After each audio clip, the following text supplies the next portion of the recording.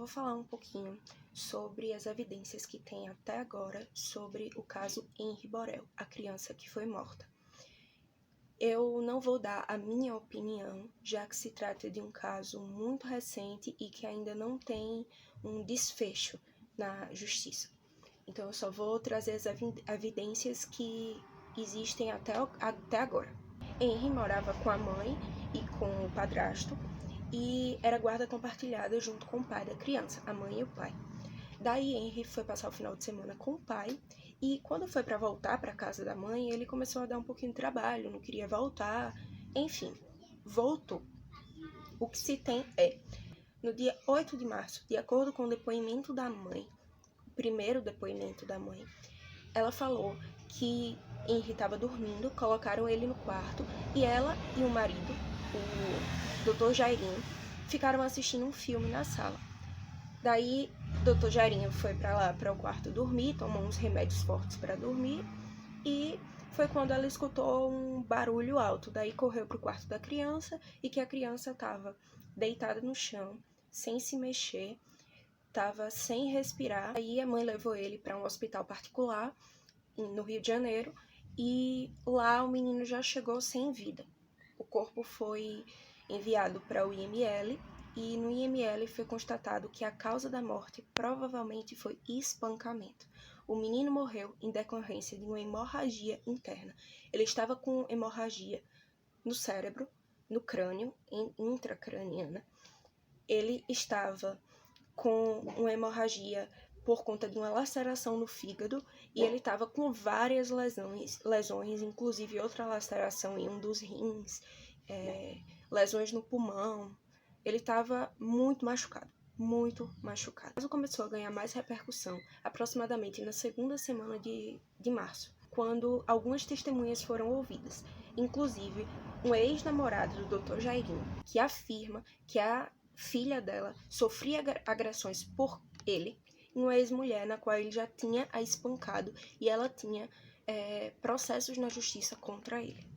As duas mulheres tinham processo contra ele por conta de agressão, uma por conta de agressão da menor e outra agressão contra a mulher. No celular da mãe da Monique foram encontradas algumas conversas dela com a babá, e a babá contando a ela que o Dr. Jairinho havia espancado a criança, havia dado uma rasteira, a criança havia caído, ele a puxou pelo braço e ainda deu chutes na criança.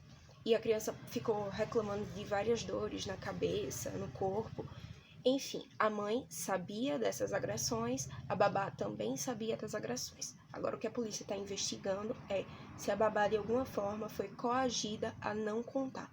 Algumas outras testemunhas também falaram que o menino sofria agressão por parte dele. No dia seguinte à morte da criança, Monique simplesmente foi para o salão de beleza e gastou mais de R$250 em cuidados com ela. Logo após a morte do filho, ela vou no salão de beleza. Em um dos depoimentos no início, ela também disse que acreditava que as lesões do filho teriam sido causadas porque ele caiu da cama, que ele provavelmente tinha ficado em pé na cama e caiu e aí terminou morrendo. O delegado responsável pelo caso afirma que eles não têm dúvida sobre a autoria do crime e que Monique mentiu para proteger Jairinho. Bem, o meu questionamento é: como uma mãe, uma verdadeira mãe, sabe que o filho está sofrendo agressões e permite que as agressões continuem até que o filho morra? Gente, quanto essa criança não sofreu? Imagine o sofrimento de uma criança indefesa. Meu Deus, sério. Como é que uma pessoa tem coragem de maltratar uma criança indefesa? Isso é o maior absurdo. É dono de uma tamanha frieza emocional que, meu Deus, depois vejam alguns vídeos da Ana Beatriz falando sobre esse caso. Ela puxa um pouco pro lado da psicopatia, sobre a frieza da pessoa, que ela precisa ter algum grau de psicopatia para conseguir ser tão fria nesses casos de maltratar uma criança, alguém da própria família. Para quem não sabe, a Ana Beatriz, ela é psiquiatra, ela já escreveu vários livros sobre essas questões da psicopatia e outros transtornos de personalidade.